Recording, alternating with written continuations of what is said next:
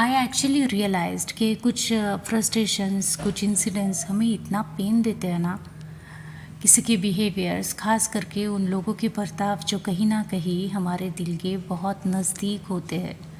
बार बार याद आती है वही सारी बातें जो माइंड को स्ट्रेस देती है ना। कि कोई ऐसा जिसके कंधों पर खेल कर आज हम बड़े हुए हैं, महफूज थे उन कंधों पर, और वही इंसान आज हमारे फेल्यूर पर हंसता है, तालियां बजाता है। उसे हमारे फेल्यूर से आनंद मिल रहा है ना। और जब ऐसा कुछ होता है ना, बार बार याद आता है, तब कोई ऐसा होता भी नहीं पास में कि जिसके पास हम अपनी ये दास्तां बयां कर सके।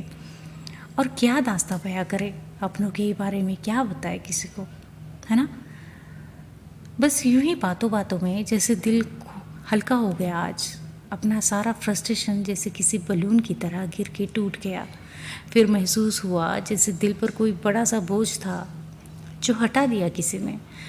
ऐसा लगा जैसे एक तेज बारिश ने सब कुछ धो दिया है, और फिर आई उस इंसान की बारी जिससे गिले शिकवे थे। कभी जिन कंधों पर खेलते थे अब वो खोखले हुए हैं, क्योंकि मैंने किसी को उन्हें चलते हुए देखा, घर की तरफ आते हुए देखा कितना थक चुका है ये इंसान। जिन उंगलियों को पकड़कर बड़े होने का सपना देखते थे, अब वो उंगलियां, अब वो हाथ अब थक चुके हैं।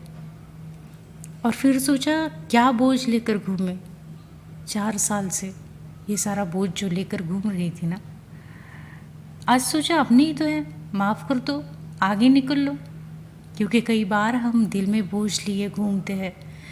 किसी ने मेरे साथ ऐसा किया, किसी ने मेरे साथ वैसा किया, उसने ऐसा कहा। पर आज मैंने सोचा उन बूढ़े कंधों को देखकर जिन पर मैं खेला करती थी, महफूज थी मैं, सोचा क्या रखना किसी से नफ़रत और ईर्ष्या। हो सकता है कि ये कोई मेरा पुराना कर्जा है जो उतर चुका है। हो सकता है ये पुराना कर्जा था मुझ पर, जो हंसकर तालियां बजा कर शायद मेरा कर्जा नील हो चुका है। इससे कोई खुशी नहीं मिलेगी नफ़रत से और ईर्ष्या से। माना कि गुस्सा, नफ़रत ना प्रमाण है प्यार के और लगाव के। क्योंकि ऐसे ही किसी राह चलते इंसान से हम ना तो गुस्सा करते और ना ही नफ़रत करते हैं।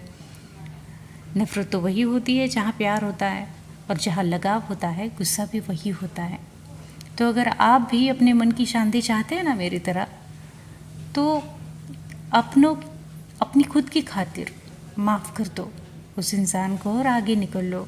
उस बोझ को अब वही छोड़ दो उस बोझ को। क्योंकि जितना उस बोझ को उठा उठा कर आगे चलेंगे ना, उतने तुम्हारे भी कंधे झुकेंगे। हाँ, और उम्र का क्या है, उम्र दराज होते जा रहे लोगों से क्या नफ़रत, क्या शिकायत करना। एक वक्त ऐसा था जब मैं बच्चा थी उनका। आज जब मैंने उन्हें पूरी नज़र से देखा ना, तो मुझे ऐसा लगा आज वो मेरे बच्चे हैं, क्योंकि वो थक चुके हैं। उस थके हुए इंसान का सहारा बनने की ज़रूरत है आज, है ना। मेरी ज़रूरत नहीं होगी शायद पर है ना ऐसे कितने सारे। तब शायद मुझे भी ज़रूरत नहीं थी उनकी कि वो मेरा सहारा बने, लेकिन फिर भी आज उन्हें नहीं होगी मेरी ज़रूरत, लेकिन फिर भी मैं बनना चाहती हूँ। क्योंकि माफ़ करने से बोझ हल्के होते हैं, कई बोझ हल्के होते हैं, उतर जाते हैं माफ़ करने से बोझ। तो माफ़ कर दो, आगे निकल लो। और हाँ, बातें अच्छी लगी तो सब्सक्राइब ज़रूर करना।